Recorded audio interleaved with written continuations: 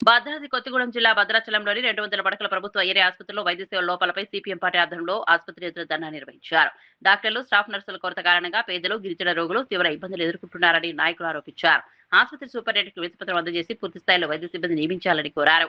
ITDA PO Rahul ప్రత్యేక దృష్టి సారించి ఖాళీలను వెంటనే భర్తీ చేయాలని డిమాండ్ చేశారు. విధుల్లో ఉన్న సిబ్బంది నిర్లక్ష్యంగా వ్యవహరించకుండా సేవాభావంతో పనిచేయాలని సూచించారు. భద్రాచలానికి 3 మంత్రులు ప్రాతినిధ్యం వహిస్తున్నప్పటికీ ప్రభుత్వ ఆసుపత్రుల సేవలు నామమాత్రంగానే కొనసాగుతున్నాయని ఆందోళన వ్యక్తం చేశారు.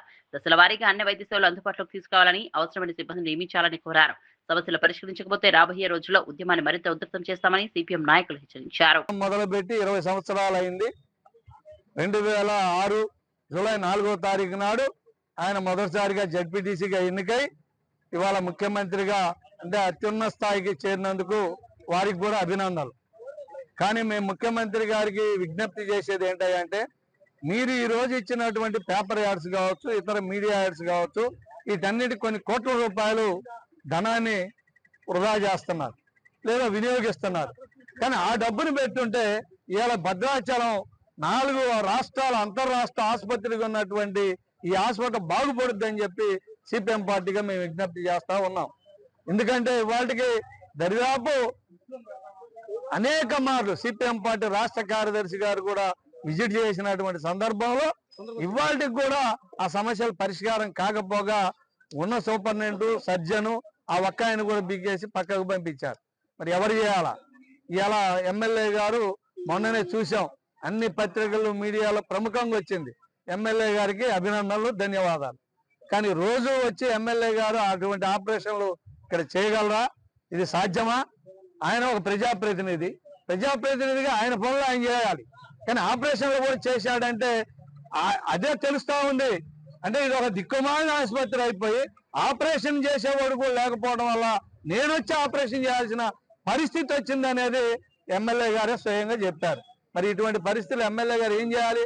పోయి అవసరం అయితే ఆరోగ్య శాఖ మంత్రి దగ్గర కూర్చొని దెబ్బలాడి ఈ హాస్పిటల్కి, ఇది 4 రాష్ట్రాల అంతర్ హాస్పిటల్ చివరిలో ఉంది కాబట్టి దీనికి అనేక మంది ఆదివాసీలు, ఇతర పేద వర్గాలు వస్తూ ఉంటారు. ఇక్కడ ఎటువంటి స్పెషలిస్టులు లేరు. కేవలం కొద్దిమంది డాక్టర్లు ఎంబీబీఎస్ చదివిన వాళ్ళు, ఇతరులు నానా తిప్పలు పడుతున్నారు. వాళ్ళ మీద రోజు విపరీతంగా ఏదో కంప్లైంట్లు వస్తూ ఉన్నాయి. కాబట్టి వీళ్ళ శక్తి సరిపోవట్లేదు.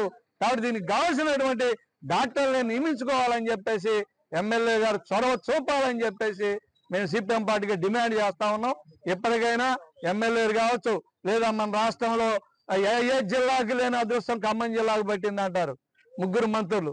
కానీ భద్రాచలానికి 3 మంత్రులు ఉన్న అదృష్టం ఏమో కానీ దురదృష్టమే పట్టిందని మేము చెప్పదలుచుకున్నాం.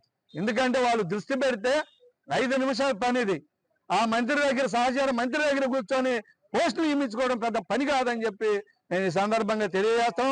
కాబట్టి ఇక్కడ గెలిచినటువంటి ఎమ్మెల్యే గారు కావచ్చు, ఎంపీ గారు కావచ్చు, అసలు ఎంపీ గారు అయితే అడ్రస్ ఏ ఉండదు అనుకోండి.